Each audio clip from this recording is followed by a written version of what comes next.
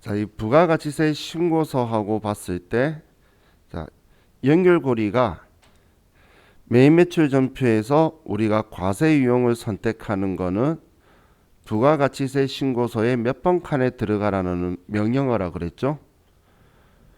그럼 이 부가가치세 신고서에 몇 번 칸에 들어가냐에 따라서 이 칸칸마다 신고할 때에 같이 제출해야 되는 부속 서류들이 있어요. 우리가 실제적으로 실무적으로 신고할 때에 여기 1번 칸에 금액이 들어가 있으면 이 금액에 대한 부속 서류로 이 서류가 들어가야 되고, 또 5번 칸에 들어간다면 6번 칸에 들어간다면 여기에 맞춰서 들어가야 되는 부속 서류들이 있다는 거예요.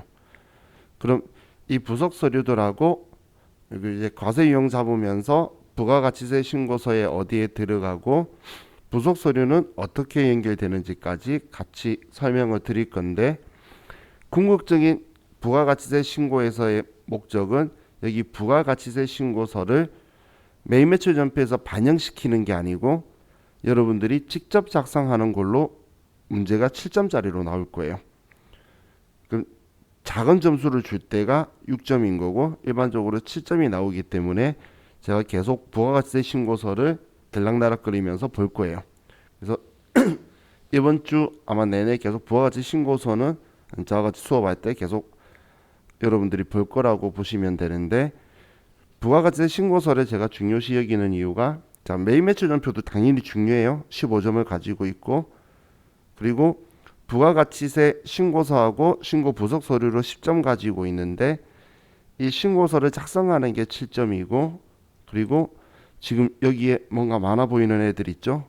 얘네들하고 얘네들, 여기에서는 겨우 3점밖에 안 가지고 있어요. 일반 전표랑 메인 매출 전표랑 점수가 똑같아요. 그러다 보니까 지금 이것들은 같이 이야기하면서 포인트만 잡으면 쉽게 넘어가고, 그리고 전부 다 전표 입력을 제외하고는 부분 채점이 있어요. 3점짜리라 그래도 얘들은 3개 입력하는 게 있어요. 3개 다 입력하면, 그중 입력하면 안 될 게 한 개 있었다 그러면 2점을 줘요. 입력하면 안 될 게 2개 있었으면 1점을 주는 거고, 하나도 입력하면 안 되는 문제는 없겠죠. 그렇기 때문에 부속 서류는 당연히 알고 3점 다 가져가면 좋지만 스트레스 크게 받을 필요는 없어요. 근데 궁극적인 마지막 목표가 지금 부가가치 신고서 작성하는 게 7점을 가지고 있기 때문에, 근데 이걸 가지고 이건 어떤 거 쓰는 거야 외우고 하면은 당연히 능률도 안 오를 거고, 그렇게 하면 응용해 버리면은 내가 실수를 해요. 그래서 우리 시작하는 오늘 메인 매출 전표부터 계속 어떤 상황이 여기에 들어가는 거다라고 제가 계속 이 부가가치 신고서를 열 거니까, 오늘도 첫 시작은 다시 과세 유형 가지고 설명을 드리면서 이 과세 유형 어떤 거 선택하면 몇 번 칸에 가면서 어떤 부속 서류가 같이 연결되는지를 같이 봐서, 그럼 이 부속 서류에 대한 정보 사항들이 여기 부가가치세 신고서 작성할 때도 같이 적용이 된다라고 보시면 돼요.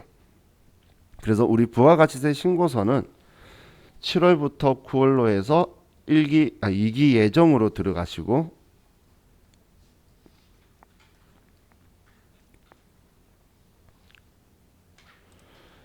자, 그리고 메인 매출 전표는 그냥 7월 1일.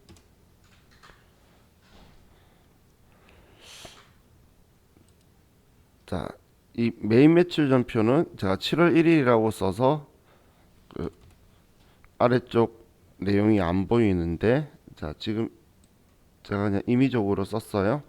자, 다시 한번 여러분한테 강조해서 말씀을 드리는데, 이 메인 매출 전표는 위에 있는 이 상단부에 입력하는 거 있죠? 이 상단부에 입력하는 거는 부가가치세 신고하고 관련이 있는 거예요. 부가가치세 신고하고 관련이 있기 때문에 위 상단부는 부가가치세법의 규정에 맞춰서 쓰는 거예요. 부가가치세 신고서만 작성하고 하려고 그러면 아래쪽 하단은 쓸 필요가 없어요. 2000년대 초반에 그 우리나라가 아직 전산이 완벽하게 막 쫙 퍼져 있지 않는 그 시기에, 그때 이 도전 프로그램이라는 게 있었어요. 그때도 그 도전 프로그램을 사용하는 사람들은 그때 당시에도 편리하게 해주려고 아래 전표가 있었는데 그때는 전표 입력은 사용을 안 했었어요, 사람들이. 왜냐하면 전표 입력하는 프로그램은 다 따로 가지고 있었거든. 그것만 특성화되어 있는 장부 프로그램들이 과거에 있었기 때문에 그래서 그때 당시에도 저도 위에 상단부에만 입력했었어요. 근데 왜 상단부에만 입력하냐면 세금 계산서 발행도 되고 그리고 부가가치 신고서에 필요한 서류들이 작성이 되기 때문에 이 상단부만 썼었어요. 그럼 여기에 쓰는 거는 그때는 이원화시키고 있으니까 실수할 일이 없어. 여기 들어오면 부가가치세법, 전표 입력은 제목이니까 다른 프로그램. 그렇게 해서 전혀 실수할 일이 없었는데 지금 현재는 지금 이 프로그램들 모든 지금 프로그램들이 아래쪽에 전표 입력에 대한 기능도 아주 편리하게 활성화를 시켜주면서 과거에 장부만 입력하는 프로그램들이 쇠퇴돼 버린 거예요. 그래서 저 또한 이제는 다른 그런 프로그램들은 제가 옛날에 썼던 프로그램이 얼마예요라는 프로그램이에요. 들어본 적도 없으시죠? 근데 그때 당시에는 얼마예요로는 알아도 도전 프로그램 못 다루는 사람이 있을 그런 시절이었어요. 그렇기 때문에 지금 이 아래쪽은 우리 일반 전표의 기능이기 때문에 이 아래 하단은 우리 뭐 계정 과목 조교 거래처 차변 대변 일반 전표죠. 그래서 여기에는 우리는 일반 전표가 들어왔다고 생각하시고 그래서 여기는 재무회계 회계 기준에 맞춰서 쓰는 거예요. 재무회계니까 얘는 회계 기준에 맞춰서 작성을 해야 되겠죠. 그럼 대표적인 게 어제 이야기했을 때에 과세표준이라는 이야기를 하고 수익인식이라는 이야기를 했었어요. 그럼 과세표준은 여기 공급가액에 쓰는 게 과세표준인 거고 회계 기준에서 수익인식은 아래 계정 과목에서 제품 매출이라고 해서 대변에 쓰는 금액이 수익인식 금액이에요. 이 두 개는 서로 다를 수가 있는 건데 일반적으로는 동일하기 때문에 우리 편리하라고 여기에 쓴 금액이 제품 매출이지 이런 식으로 자동으로 넣어 줄 건데 그게 100% 일치한 건 아니라는 거예요. 그래서 이 두 개를 이원화시키는 방식으로 생각을 하셔야 돼요. 그럼 지금 보려고 하는 건 아래쪽 회계 처리가 아니고 위에 상단부 쪽에 이제 우리가 시험에서 채점 기준이다라고 하는 게 부가가치세 신고하고 관련이 있는 부분만 채점 기준으로 들어가요.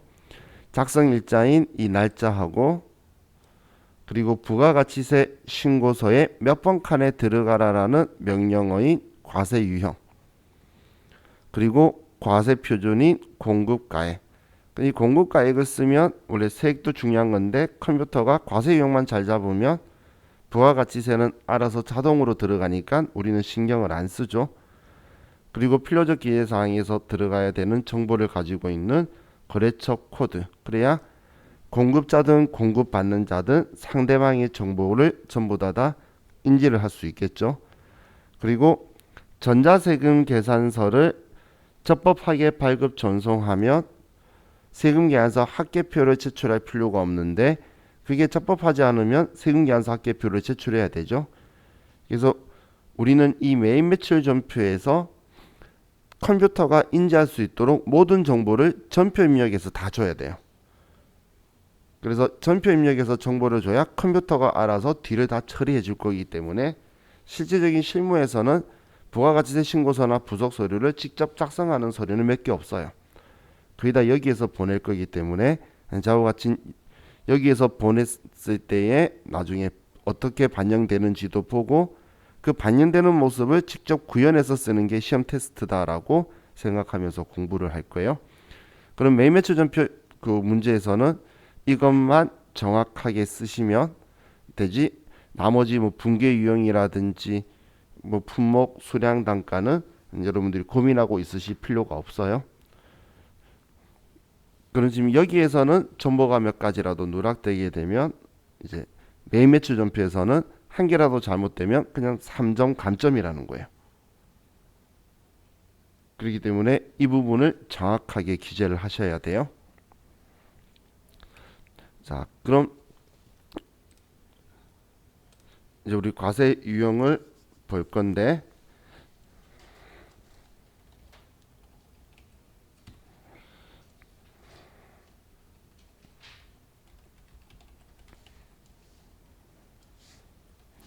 자, 과세 유형을 선택하는 방법은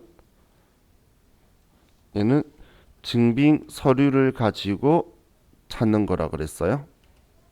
첫 번째가 증빙 서류가 어떤 거냐에 따라서 우리 세금계산서다 과세거래, 영세율 세금계산서다 영세율 거래, 우리 증빙이 그 계산서다 면세거래, 우리 신용카드다 그럼 뭐 매입이다 매출이다 뭐 이런 거 따짐없이 일단 카드 거래다, 현금 영수증 거래다, 이 증빙 가지고 먼저 잡히는 거예요. 그럼 그거에 따라서 부가가치세 신고서에 신고는 같은 과세라 그래도 신고할 때 들어가는 칸이 다르고 증빙이 따라가야 될 게 틀리다라는 거예요.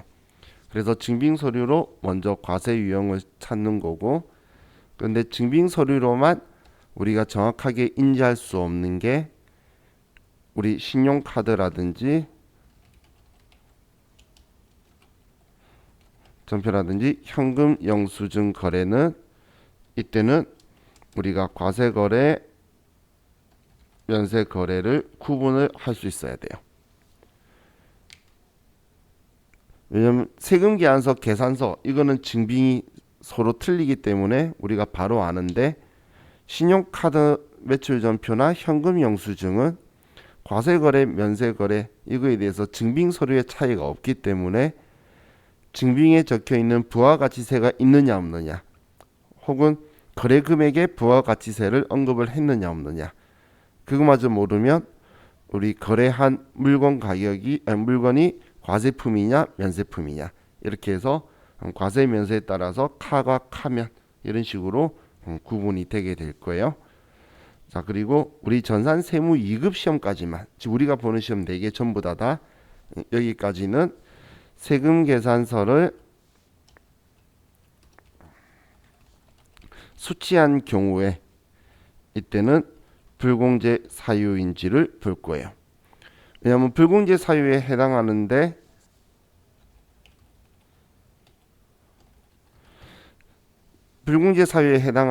신용카드나 현금 영수증으로 우리가 수취를 한 경우에는 우리 세무 2급 시험까지는 그냥 일반 전표에 알아서 나와요. 일반 전표에 알아서 나오기 때문에, 그래서 우리 굳이 따로 구분을 안 해도 돼요. 근데 나중에 제가 배신하는 이야기를 할게, 이 TAT 2급에서는 좀 여러분이 구분을 할 수 있어야 되는 부분들이 생겨요. 근데 그건 자연스럽게 여러분들이 보게 될 거니까, 그래서 전산 세무 2급 기준까지 봤을 때는 세금계산서 받은 경우 불공제 사유가 매매출 전표 문제 나오는 건 세금계산서 받은 경우밖에 없기 때문에 이때만 확인하시면 돼요. 그럼 그 외에는 볼 필요가 없다는 거예요. 우리 불공제 사유에 해당하면 세금계산서는 공제가 되든 안 되든 신고해줘야 되기 때문에 우리는 54번 불공이라는 거 썼죠. 근데 그 사유에 해당하지 않으면 그냥 전부 다 매입세 공제가 되는 거기 때문에 51번 매입과세 이런 식으로 확인해야 되는 거예요. 그래서 증빙 서류 가지고 먼저 찾다가 아래의 두 경우에만 우리가 또 좀 더 내용을 확인을 해서 과세 유형을 다시 선택을 해줘야 된다는 거예요. 그럼 우리가 이 증빙을 발급을 하면 매출이고, 증빙을 그리고 수취를 하면 매입인 거예요. 물건을 판 사람이 그 부가가치세를 받겠죠. 거래 징수를 해서. 그러면 그 거래 징수를 했거나 할 거다라는 의미로 우리 증빙 서류를 발행해 주는 거예요. 증빙 서류를. 자,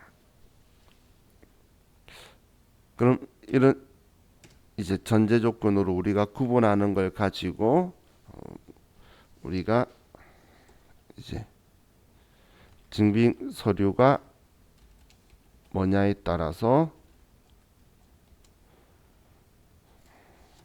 과세 유형이 어떻게 되는지, 그리고 부가가치세 신고서에는 어떻게 들어가며, 그리고 부가가치세 신고 부속 서류는 어떤 것들이 발생하는지 그것들을 이제 같이 구경을 좀 할 거예요.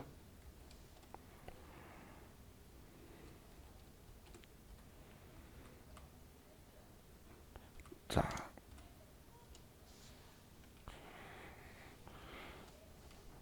그럼 우리 먼저 첫 번째 매출 거래를 가지고 보면 매출 거래는 증빙을 발급하다, 발행하다, 교부하다 뭐 이런 식의 표현들이 적혀 있으면 매출인 거죠.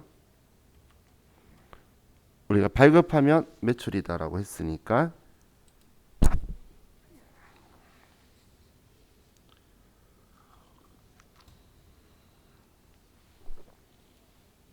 자, 우리 367페이지 참고하면서 조금 다르게 제가 설명할 거지만 참고하면서 보시면 돼요. 자, 증빙서류가 우리가 전자 혹은 그냥 세금 계산서를 우리가 발급을 한다면 자, 제가 괄호를 쓰는 거는 이 글자가 있을 수도 있고 없을 수도 있다는 거예요. 괄호로 치는 거는. 그럼 세금 계산서를 발급했다라고 하면 우리는 그 외 특별 사유가 없는 이상은 11번 매출과세라는 걸 선택하게 될 거예요.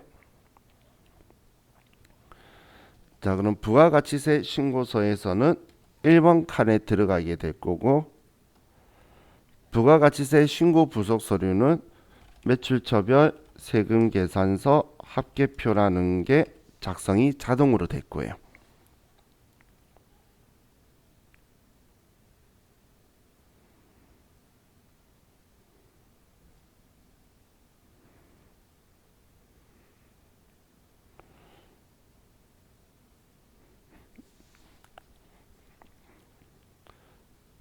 자, 그럼 여러분들 컴퓨터에 매매출전표에서 유형을 11번 매출과세로 하시고 그냥 금액 100만 원의 별도 거래처는 범어산업 그리고 전자예요 분계는 2번 외상 이렇게 해서 자 분계 하나만 해보세요.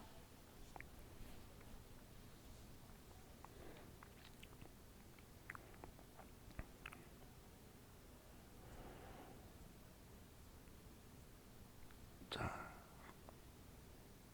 하셨죠? 자 이렇게 하면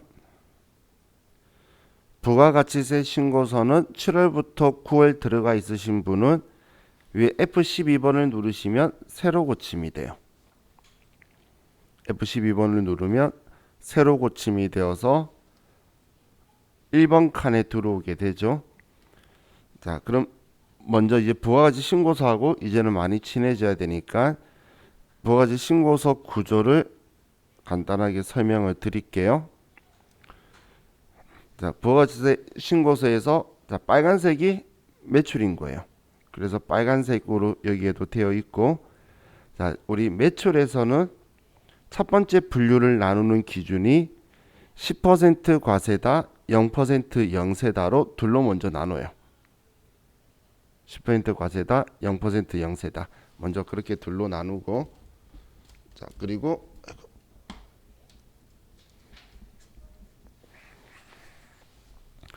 그다음 우리 이 과세 10% 과세 중에서 증빙이 세금 계산서이다. 그리고 이제 매입자 발행 세금 계산서라는 게 있는데 이 매입자 발행 세금 계산서는 뭐냐면 원래 원칙적으로 세금 계산서는 공급하는 사람 매출자가 세금 계산서를 발행해 주는 거죠.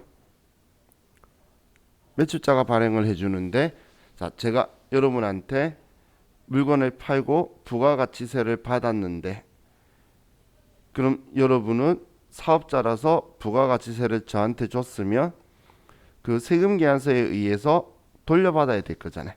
근데 제가 그 부가가치세까지 받았는데 세금 계산서 발행 안 해주면 여러분 어떻게 할 거야? 울고 있을 거예요? 그건 아니죠. 그러면 이제 제가 여러분한테 세금 계산서를 발행을 안 해주면 여러분이 저하고 있었던 거래 사실을 과세관청에다가 확인을 시켜주고 매입한 사람이 거꾸로 세금 계산서를 발행할 수 있다는 거예요.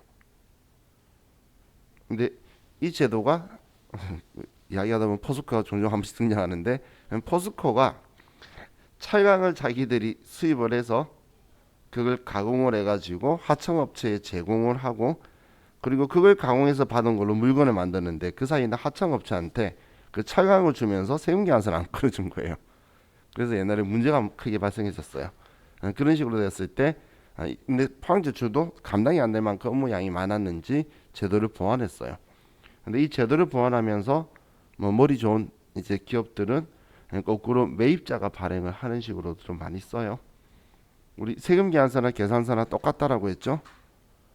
제일 많이 쓰는 데가 서점이에요. 교보문고. 걔네들이 어떻게 쓰냐면 그 교보문고에 가면 책들 막 쌓여있지 보라고. 거기 가면 책도 안 보는데 걔네 기분 좋잖아. 전 그렇던데. 근데 그 책은 교보문고가 사서 진열한 게 아니라 출판사 책이에요. 그래서 여러분들이 사겠다라고 해서 그 구입을 하죠.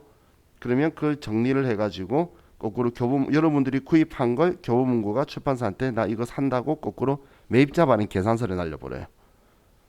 거기에는 진열해 놓는 건 출판사가 진열해 놓는 거고, 그런 방식으로 쓰는 것처럼 세금 계산서도 그렇게 받았을 때 내가 거꾸로 매입자한테 내가 판 물건에 대한 세금 계산서를 받은 거. 그리고 신용카드나 현금 영수증은 영수증 똑같죠.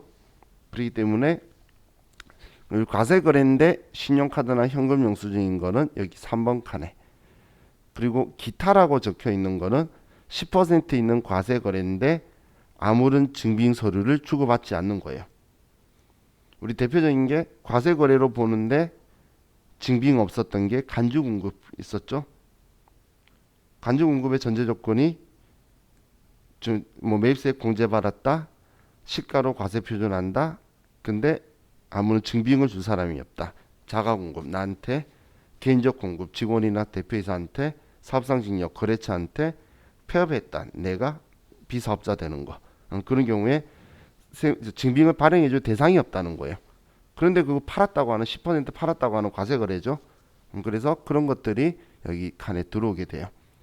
또 영세율 거래에서도 우리가 수출하는 재화의 내국 거래는 영세율 세금 계산서 발행하죠. 그래서 영세율에서 세금 계산서다. 그런데 영세율 거래 중에 세금 계산서 발급 의무를 면제해 주는 거 있죠. 직수출이라든지 해외에서 발생하는지 그런 거는 여기 6번 칸에 가는 거예요. 그리고 또 확정 신고를 할 때는 지금 우리 예정 신고 기간 잡았지만 확정 신고 때는 예정 신고 과세 기간 중에 예정 신고 때 한 거 뺀 나머지를 하는데 예정 신고 때 누락했다면 그걸 여기에 같이 합산해서 넣을 거예요. 근데 합산해서 넣는데 어떤 거에 대한 게 누락됐는지 자세한 정보가 있어야 되겠죠. 그럼 지금 제가 커서 잡고 있는 여기가 부가가치세 신고서 앞면이에요. 일면. 여기가 일면이면 오른쪽에 있는 거는 뒷면들이에요. 그래서 그림이 한 번씩 바뀌어요. 커서 찍는 것마다 이 뒷장들이 이제 계속 바뀌면서 우리 교육용으로 보기 편하게 오른쪽에 넣어준 거예요. 그럼 여기 예정신고 때 누락한 거는 매출에 대해서 누락한 부분은 여기에서 예정신고 때 누락한 과세의 세금계산서다, 세금계산서 아닌 거다. 영세율의 세금계산서다, 세금계산서 아닌 거다라고 여기에 금액들을 쓰면 여기 정기신고서 앞면에 합계 금액이 들어와서 같이 신고하게 되는 거예요. 그리고 우리가 부가가치세가 있는 물건 팔았는데 돈 못 받았을 때 그 매출세액도 못 받았다고 신고하면 빼줄 거 극한하고 정리가 되면, 그럼 우리는 여기 동그라미 가가 매출세액이 되는 거고 숫자 9번이 이번 신고 기간에 발생한 전체의 과세 표준이 되는 거예요. 원래 공급가액들이 다 과세 표준인데 이 기간의 과세 표준을 물어보면 얘네들 다 합친 거예요. 그럼 과세 표준과 매출세액이 딱 10%일 확률은 없겠죠. 왜냐면 영세율이 있다 그러면 틀리게 될 거잖아요. 그죠? 예를 들어 지금처럼 10%도 있지만 영세율 세금계산서 발행한 것도 있으면 과세표준은 200에 매출세액은 10만 원이 나올 거라는 거예요. 그래서 얘 둘이는 꼭 그건 아니겠죠. 하지만 얘도 과세표준이고 얘도 과세표준인 거예요. 자, 그럼 우리 매출은 지금 여기 안에서 주로 놓을 거예요. 면세 거래를 빼고, 면세는 부가가치도 없으니까 이게 칸도 존재 안 하죠. 자, 그럼 이렇게 우리 11번 매출 과세를 하게 되면, 자, 이제 우리 전체 메뉴에서 세금 계산서 합계표라고 있어요.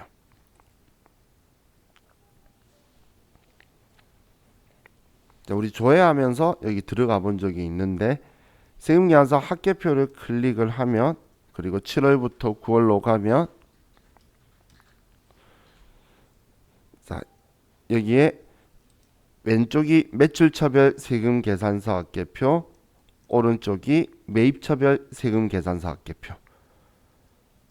그럼 매출처별 세금 계산서 합계표 중에서 여기 좌측은 정상적으로 전자세금 계산서를 발급 전송을 해서 세금 계산서 합계표를 제출 안 해도 되는 거. 오른쪽은 정상적으로 전자세금 계산서를 발급 전송을 안 했거나 종이세금 계산서 발행한 거. 이렇게 둘로 구분이 돼요. 지금 여기에 적혀 있는 글자 중에 이 11일까지라는 글자는 여러분들이 절대 눈에 담으면 안 돼요. 이 규정은 없어진 지 오래인데, 근데 컴퓨터에 남아 있는 이유가 그 어느 프로그램이든 간에 작성을 해서 출력 버튼 누르면 나오는 서식은 똑같은 서식이 나와요.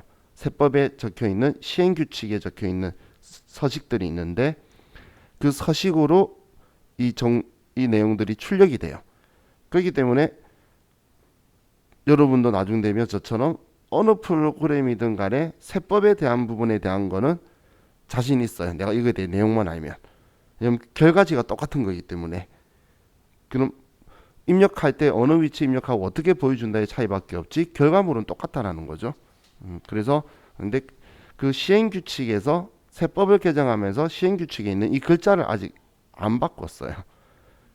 그래서 그냥 그대로 출력되도록 당연히 얘네들을 만들어 준 건데, 이 날짜 때문에 여러분들이 현혹 될까봐 나중에 우리 날짜를 가지고 가산세 계산할 건데, 얘는 전혀 의미 없는 숫자니까 이거 생각하지 마시고 그냥 위에는 전자세금 계산서 적법하게 발급 전송, 오른쪽은 적법하게 발급 전송 안 했거나 아니면 종이세금 계산서 발행했던 거, 그냥 세금 계산서 합계표 제출 안 해도 되는 거, 오른쪽은 해야 되는 거.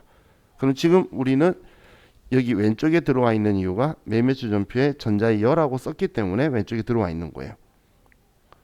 만약에 제가 여기에 없다라고 0번 눌러서 전자를 지워버리면, 그러면 여기에서는 다시 여기 F12번 제가 새로 고침 눌렀는데 얘는 사라지고 이쪽으로 들어가게 돼요. 그래서 컴퓨터한테 이런 걸 사인해줘야 나중에 우리 신고할 때는 이거는 제출되는 거다라고 알겠죠. 사실 이거 국세청에다가 자료 정보 연결시켜서 보내버리면 들어가요. 그럼 나중에 여러분 느낄 거예요. 도전이 좋은 점, 얘가 좋은 점.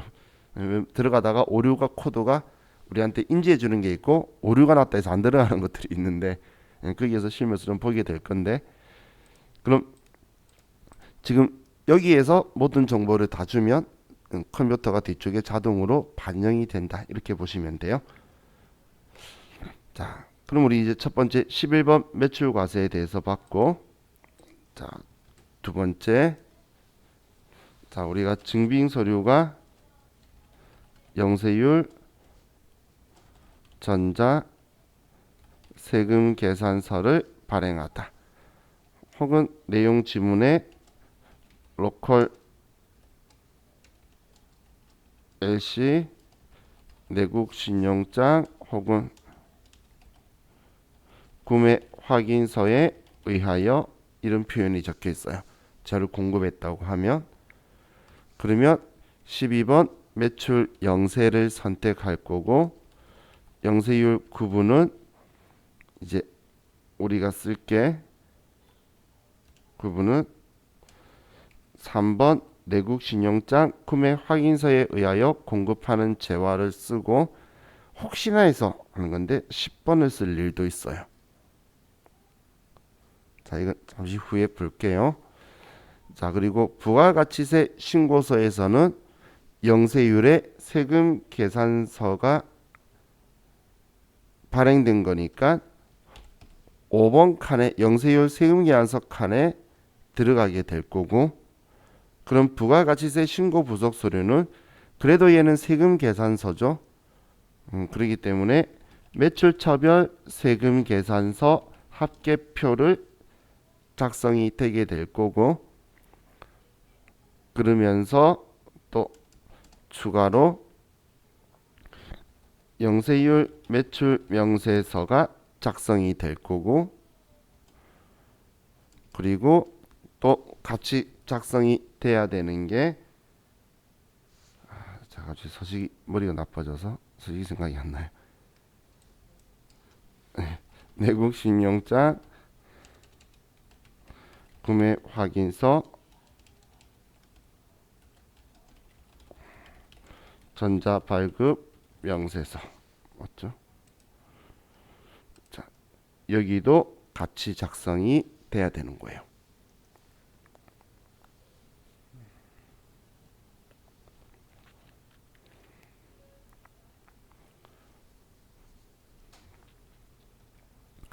자, 그럼 이제 이 사항을 좀 더 보면, 자, 이번에 메인 매출 전표에서 아래 칸에다가 그냥 날짜 더 다르게 쓸까요? 2일에 12번 매출 영세를 선택을 하고 100만 원에 그냥 엔터 치면 범어산업 그대로 가고, 자, 전자세금이한서에 영세율 구분에 제가 방금 3번, 10번이라고 한 게 여기 내국신용장 구매 확인서에 의해 공급하는 재화, 자, 이것도 쓰는 건데, 이것 말고 우리가 또 영세율로 문제에 나올 수 있는 게 수출 재화 임가공 용역이라는 게 있어요. 수출업자하고 직접 우리가 임가공 용역하는 것들도 이건 내국 신용장이 없어도 영세율 적용을 받을 수 있어요. 내국 신용장이 있으면 당연히 받는 거고, 수출업자가 수출하는 걸 입증시키면 그냥 영세율로 제공을 할 수 있다는 거예요.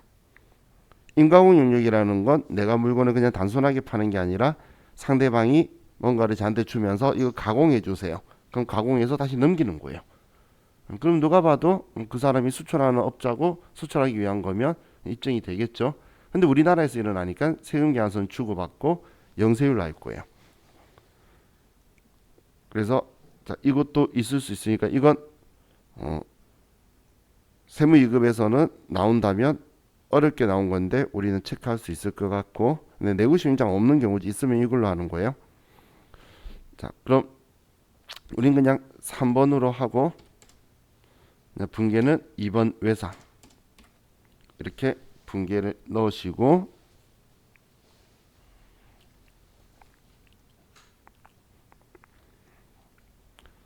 자, 그리고 나서 이번에도 부가가치세 신고서로 가서 여기에서 F12번 새로 고침하면 이제 5번에도 금액이 들어왔죠. 5번에도 금액이 들어왔죠. 자, 그리고 세금 계산서 합계표도 F12번 열려 있으신 그대로 해서 하면 이제 두 개가 있어요. 지금 저는 이쪽 있는 이유가 하나는 전자이어를 안 걸었고 얘는 전자이어를 걸어서 그런데, 자, 둘 다 전자이어로 해서 두 개 보이게 할게요. 둘 다 전자이어를 체크를 하면,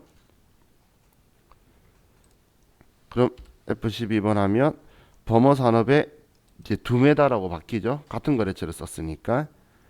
그리고 공급가액은 총 합이 200만 원인데 세액 10만 원이다라고 해서 두 개 다 들어갔어요. 그럼 여기에도 들어왔죠.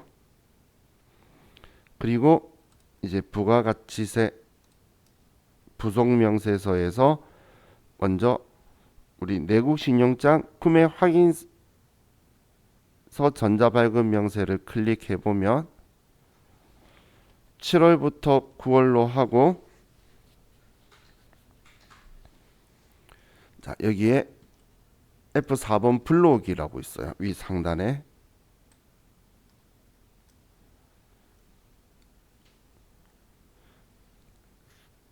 지금 이 부속서류 들어오는 건 그냥 구경하는 거예요. 자, 얘를 불러오기 해서 그냥 내국 신용장이었다 볼게요. 그럼 여기 F2번에서 제품 매출, F2번에서 제품 매출이라고 하고,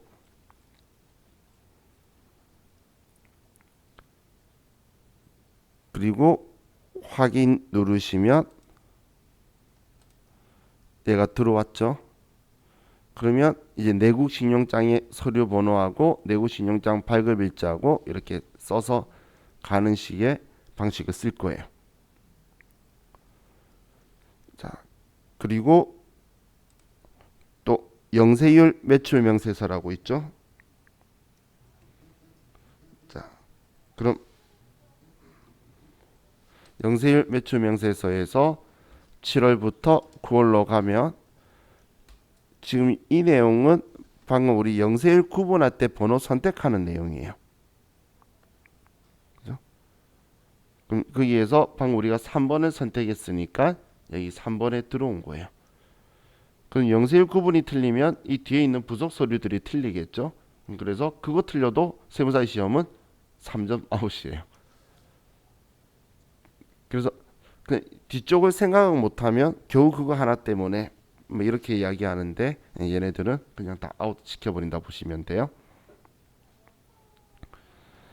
자, 또 다음 우리 서식이 뭐 있었죠? 자, 그리고 지금 불러와지기는 안 되는데 같이 제출이 될 수 있는 서식 중에 하나가 영세율 첨부 서류 제출 명세서라는 게 있어요. 우리 여기 서식은 있는데 나중에 써볼 건데, 얘는 불러오는 방식이 아니라 얘는 직접 작성하는 방식이에요.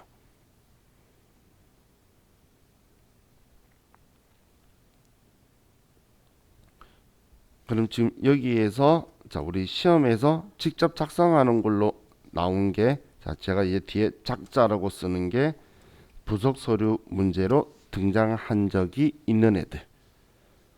나머지는 자동으로 반영되거나 아니면 너무 쉽고 의미가 없기 때문에 잘 안 나오는 거고, 세무계산서학계표는 조회서나 들어가지 우리 보고 작성하라고 하는 서식이 아닌데, 제가 뒤에 이제 작자라고 쓴 거는 우리 뒤에 부속서류 작성할 때 직접 작성하는 걸로 기출문제 나오는 것들이에요. 그건 제가 이렇게 표시를 해 둘게요.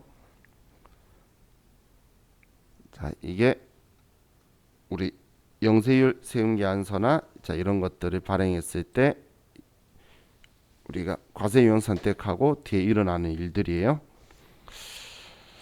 자, 다음은 우리가 전자 혹은 그냥 계산서 이걸 발행했다라고 하면, 계산서는 면세사업자의 적격 증빙이니까 13번 매출 면세를 선택할 거고, 자 부가가치세 신고서에는 얘가 존재하지 않지만 과세표준 명세서에는 얘가 그 84번 칸에 들어가게 될 거예요. 그럼 세금계산서나 계산서나 운영하는 방법은 똑같다라고 했죠. 그렇기 때문에 매출처별 계산서 합계표라는 게 작성이 될 거예요.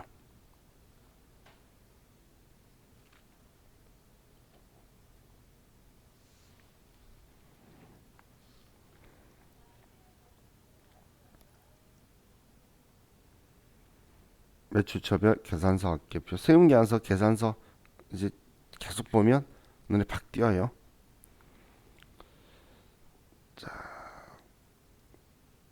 그럼 매입 매출 전표에서 3일날 13번 매출 면세에 100만원 똑같이 범어산업 외상 똑같이 가면 우리 엔터 지금 위에 거 따라오죠.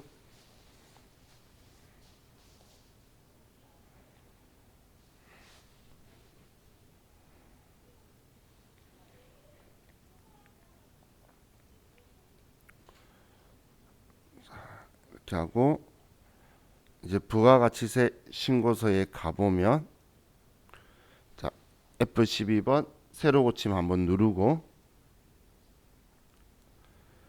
그리고 위에 F4번 과표명세라고 적혀 있는 게 과세표준 명세서예요. 자 이걸 클릭을 하고 그럼 F4번 과세표준 명세서를 클릭하면 아래에 84번에 들어가 있죠. 당연히 80번에도 들어는 와 있어요. 면세사업 수익금액이라고 해서 수익금액이라는 건 매출과 비슷한 거예요.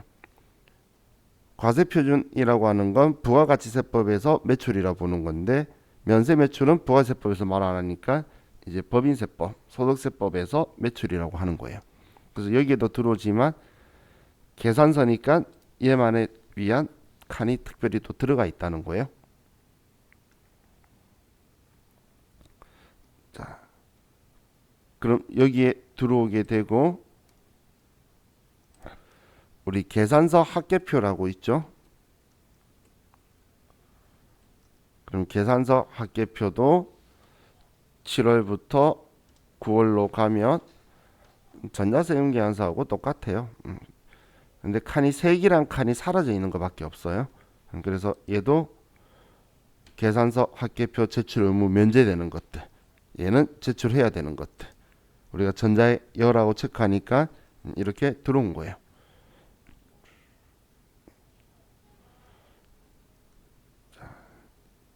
이게 우리 계산서에 대해서 이제 한 거예요. 자,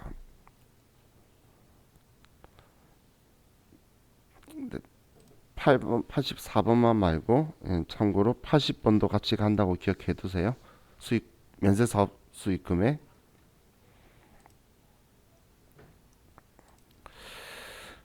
자, 다음은 증빙 서류가 없어요. 무증빙이라든지. 근데 이게 과세 거래인데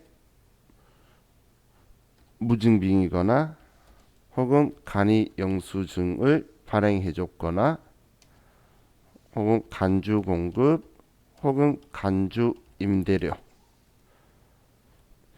이런 것들은 14건별을 사용할 거예요.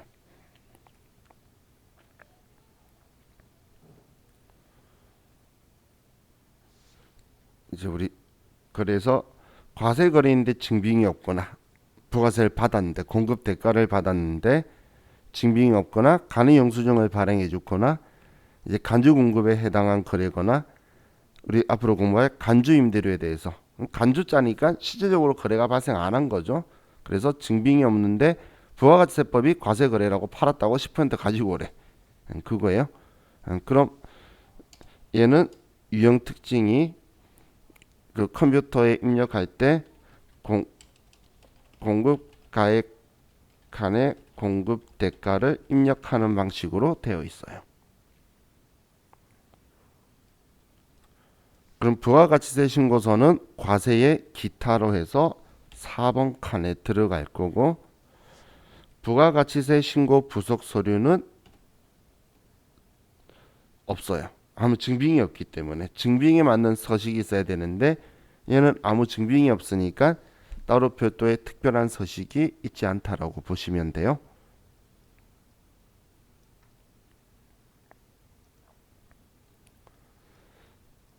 자, 그럼 여기에서 매매출 전표에서 4번 14건별을 하면 자 공급가액의 공급대가 110만 원이라고 써야 분리가 될 거고 또 그냥 범어산업이다. 얘도 그냥 외상이다. 얘는 세금 계산서나 계산서가 아니니까 전자커서에 들어가지도 않죠. 물어볼 필요가 없는 거니까.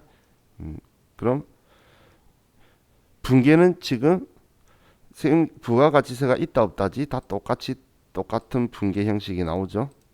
그죠?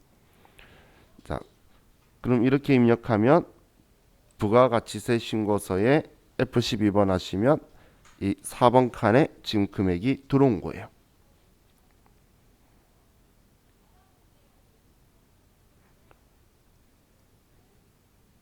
그런데 얘도 엄밀하게 따지면 과세표준명세서에 여기에 나중에 들어오게 돼요. 같이 하다 보면 그건 저와 같이 공부하게 될 건데 얘가 자동으로 들어오도록 사인을 줘야 돼요. 그래서 따로 안 쓸 거예요. 전부 다 들어가는 게 아니라서. 자, 우리 이번 시간에는 자 여기까지 보고 이제 좀 쉬었다가 또 계속 소식 볼게요. 쉬었다 합시다.